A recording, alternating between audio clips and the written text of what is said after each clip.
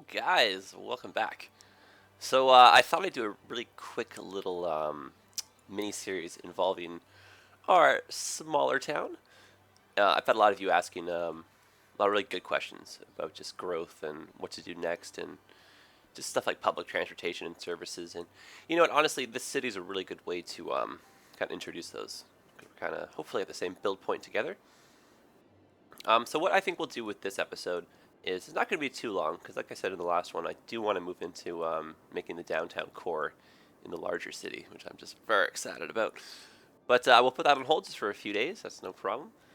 And instead, what we're going to do is I think we're going to tack on another neighborhood just right here. So we'll kind of make a little bit of a longer, wider avenue road down here, meeting up with the rest of this little junction area.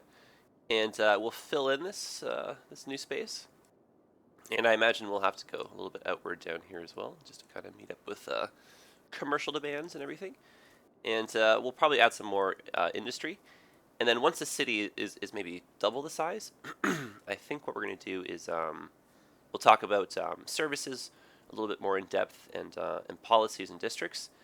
And then we're going to do a little bit of talk about public transportation. So I'll put it in like a bus station, and I'll show you a few bus lines, and we'll kind of see the effect it has on traffic. Because you can kind of see, like most people, they're kind of reliant on driving. There's not really like there's a little bit of walking here and there in the city. People they park their cars and cruise about. But really, in the grand scheme, like if you want to go to work, like you're not really going to walk. You're going to drive. So realistically, we want to give people a few more options. That way, we can take some cars off the road, and that eases with the pollution, not only just the air pollution, but the noise pollution as well, and just the overall feel of the city. Just less congestion is a nice little bonus, right? People breathe a little bit easier. People aren't in that much of a rush. Okay, let's get started with the building. So, actually, a lot of you have been asking, how do you know what road to choose? And it's a really good question. So what we'll do is, because we're going to expand this neighborhood, we'll just kind of use this as our guide. So generally speaking, when you're coming into this part of town, you can see you've got these two main avenues. They do a really good job of just managing pretty much the bulk of the traffic. And you can see we do have some zoning and some services along them. So that will create a little bit of a traffic backlog. If you want smoother traffic flow, you can basically just not have anyone living on the insides of your avenues. I like my people living there, so I'm going to keep them. Instead, just force people to live only on the side streets. That way you're creating these little, in-town expressways where no one's stopping to do shopping or anything. They're just kind of moving off to, just to move off into the side roads, or the smaller roads, I should say. And so what I do, I'll kind of force traffic onto these guys. If these aren't enough, then move to the 6 lanes. Usually, though, at this pace, especially with its population, you can kind of see there's no real need for a 6 lane.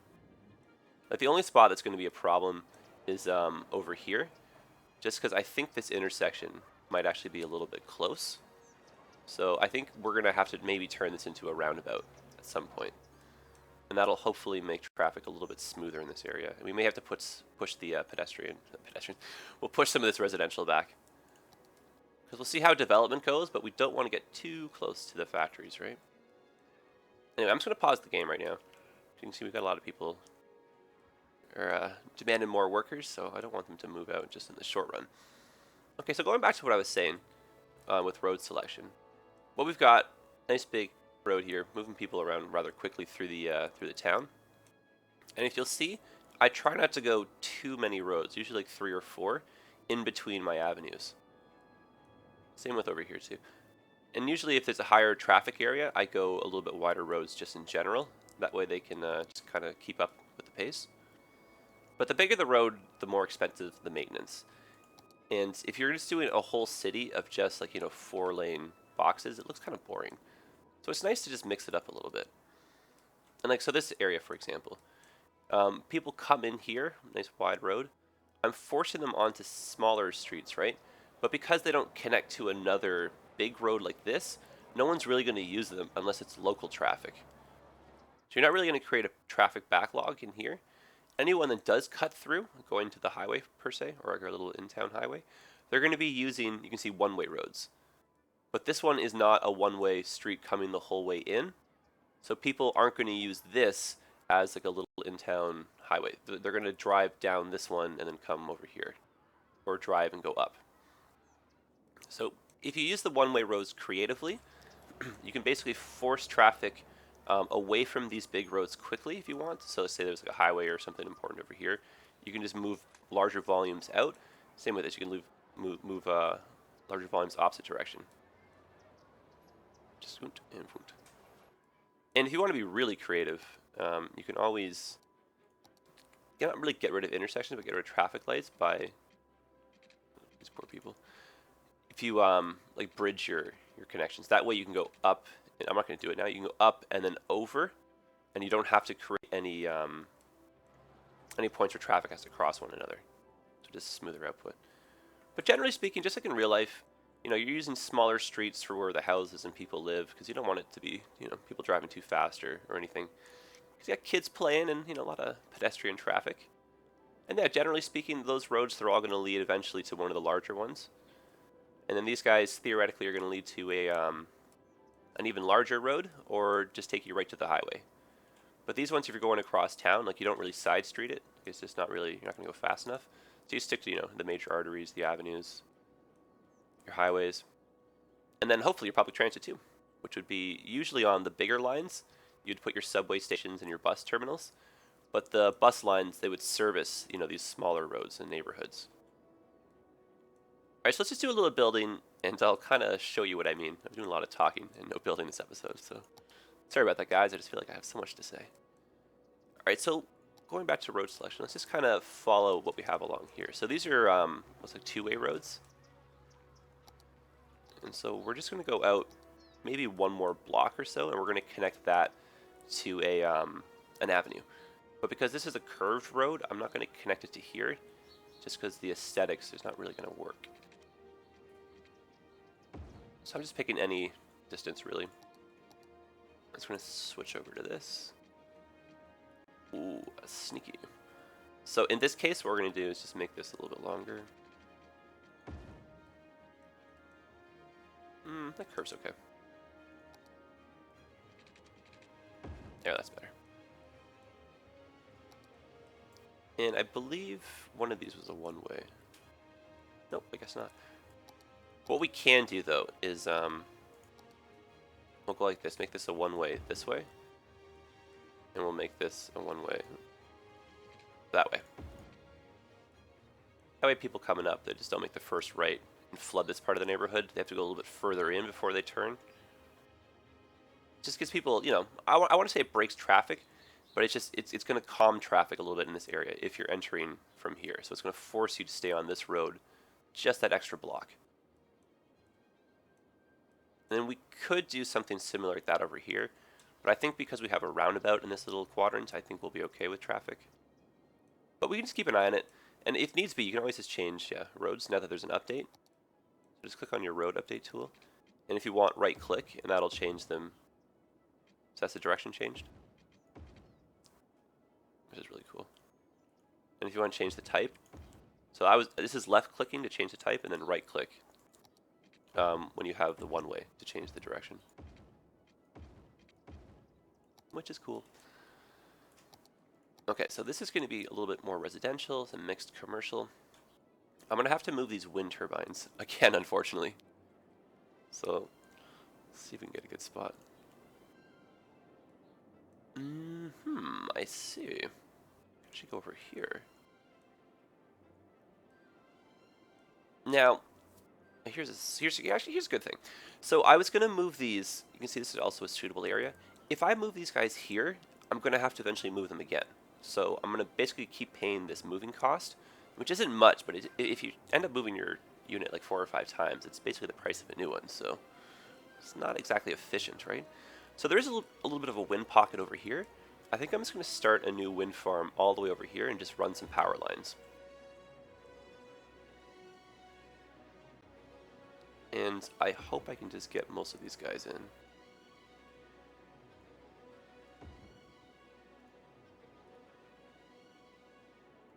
I am going to switch over to a larger power plant when we expand the industry, because we're, I think, right on the border for power.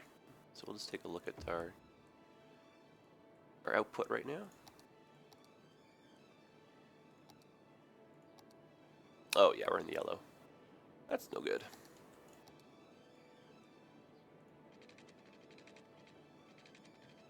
Alright, see if I can make this straight. I can't, so we'll go a little more of an exaggerated angle. There, that's not so bad. And I imagine we'll need some more water and sewage too. Yeah. Oh goodness, we are at that point where we just gotta start spending some money. Alright, so let's put another water pump in. And we'll put another sewage. Make sure we're putting these downstream. And we don't want to forget to connect them. Otherwise, they're just doing nothing. Okay. And we'll put in the services once we finish building this neighborhood. And we'll do the piping too once we finish the street. Okay, so off the upgrade tool. Now I want to break away from just doing too much of a grid over here. So you can see what I like to do to start is I'll just draw a little bit, like the larger roads, I'll draw them as curved. And then from there I'll kind of build my neighborhoods just based on them. I do like to stick to the same kind of general themes. Yeah, these are all curving a little bit inward, so let's just kind of do that. And then these guys maybe connect up in just a different way. But if you're looking for like symmetry within your little curved bunkers or zones or whatever you want to call them, just use streets that are already straight, like that are part of your straight grid network, and then use those to build like your new larger roads that you want to have straight. And then if you needed to, like, you could always erase this if you didn't want that like that. Because again, don't feel like every road has to, you know, continue in on itself. So these guys, let's run them parallel. So this is a one-way. You can see this has been going the whole way now. Oh, it just stops right there. Oh, that's right. When it came down, it broke it. But let's think of this one as a crosstown. So this is one of the few roads that I actually keep as a one-way almost the entire length of town. That way, if these avenues are really bogged down, there's just another way to get across. We'll just have to make sure that we have a corresponding one way in the other direction, just so that people don't, you know, get really like down here really quickly, but then can't get back. So what I think we'll do is we'll go like this, and we'll kind of, can we eyeball this? I don't think so. Oh right, I totally forgot the update. Draw it this way, and then let's change the direction.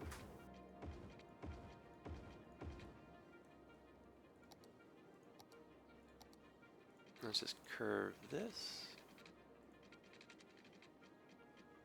Now, I've had a few of you actually say too that you're having a little bit of trouble with the curved roads. And the trick to them, like, it's a two-click system. So if you want to have a perfect angle, just follow to the first thing and then go over to the next one. Like, that's a really good 45-degree angle right there. And you can even see, this is kind of frustrating. I wish I had two fingers here. You see how it makes like a really nice 45-degree angled, and it's that perforated kind of edge below below the curve. It's like this piece right here that comes out that makes that nice little. Hope you guys know what I'm talking about. I wish there was a degree counter that shows how many degrees you're curving, but that should be your general layout idea of whether your road's going straight or curved. And then again, if you want to line it up to like a straighter point in here, just go as low as the breaking point. So if I want to go to here, I know that, see now this part gets straighter, like this part on the side. So I can tell if I'm going straight or not just from that. So it's a little bit of help. So this is essentially a straight at the end. That's what that curved piece was telling me. Not perfectly straight though. So if I use a straight tool, you see how it's not perfectly straight, but it's pretty darn close.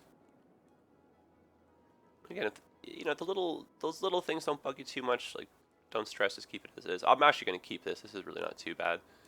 But what I am talking about, though, is that it curves slightly, ever so slightly this way. That's fine. But basically, you can kind of see we've now forced people to, you know, stick to this if they want to go around. When we want to cross over here, we'll eventually do some bridges. And what we're going to do is I'm not going to build any further than this point right here. I'm going to leave this open because I do want to extend the highway coming down this way, and we'll have it like loop around here and then maybe connect up again here. Just kind of make a nice little new addition right there. Okay, but let's continue with the filling in of the neighborhood. Sorry, I'm doing quite a bit of talking this episode. Hope you guys are okay with that. Now we're taking out the power lines, just keep an eye on that. And so what I'm doing here is just so people don't really cut through town, not town, just cut through these little residential spots. I would like them to stay on this road. I'm just doing these one ways the other way around so that people don't use them as a bypass.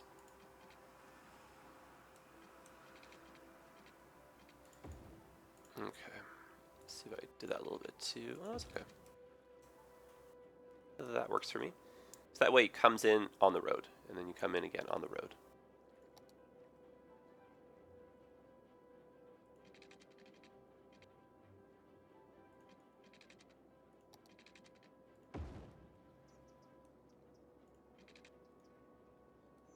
Oh, sugar sticks. We've run out of money. Okay, so what we'll have to do... I'm actually going to take out a loan. Unless we're both, then yeah, they are. Alright, I've got no choice. I've got to run the clock. That's okay. Some money just for the power line to come back in. Oh, 720. Poor planning. I should be a little bit more observant. Sorry, guys. There we go. Okay, let's actually do this a little bit more efficiently. I'm going to loop these guys just behind like this. Oh, did that not connect? Darn it. Oh, I don't want to destroy that, but I have no choice, I guess. Oh, this game is so mean to me. Oh, I did connect. Okay, good. Sorry about that, guys. I just had the mentality of my other city where I just had millions. I keep forgetting I don't have that here yet. So let me get rid of these old power lines. We don't really need them anymore. And let's just get some more people in here. But you kind of see what I mean. Like we're at the edge of power in terms of our supply. These poor people, they still need it.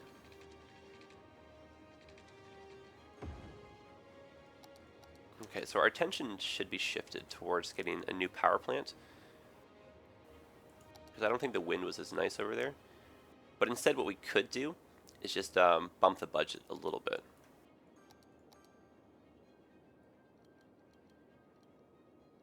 Let's go ahead and max it out. And then when we put the new power plant in, we'll bring it back down. Because you can see we don't really have to worry about our hourly income. Doing pretty well.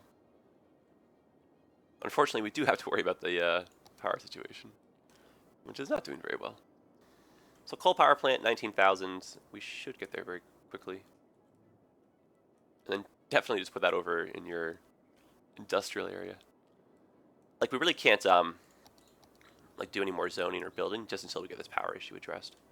You can kind of see we're just at that magic moment where we get these rolling blackouts, unfortunately.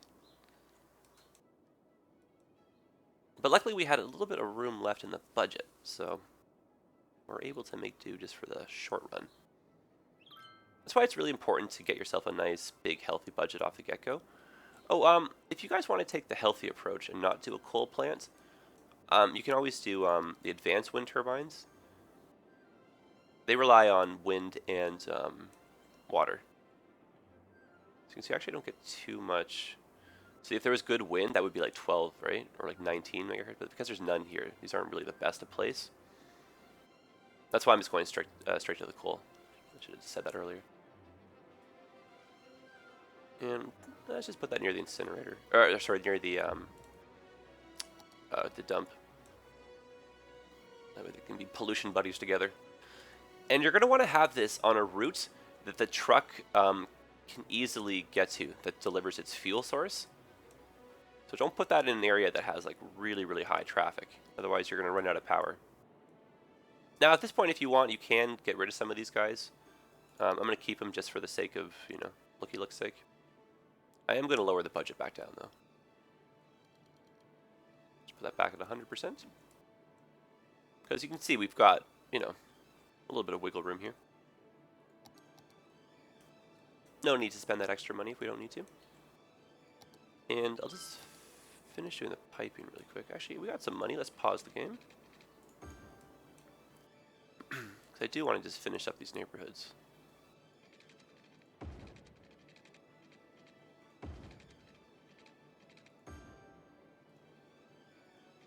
The master pipe layer. Am I right? No, I'm definitely not. That's okay, though. We don't see him.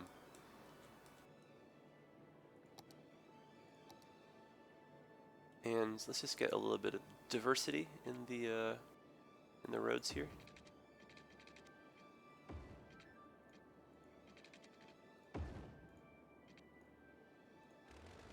Again, this way, so when you know your buildings eventually come in at a bit of a higher density, they're just not like just perfect uniform squares. And let's get rid of that tired, sore eye look.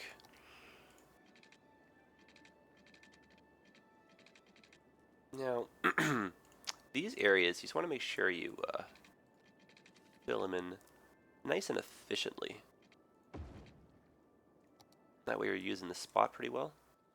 And that curve is actually not too bad. I'll keep it. It's a little bit strange, but I will allow it. And now for funsies, because it just looks nice, we'll do straight roads here. Let's just build little bridges over here.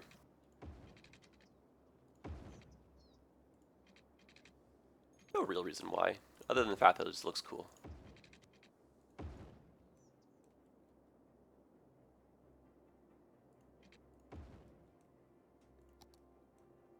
And then maybe we'll just have one way, and we won't even connect over there. Very neat. Oh, it just looks kind of nice. And we'll just maybe not zone in here, so it's just a little bit of a smoother spot for traffic to kind of stretch its legs for a little bit, you know?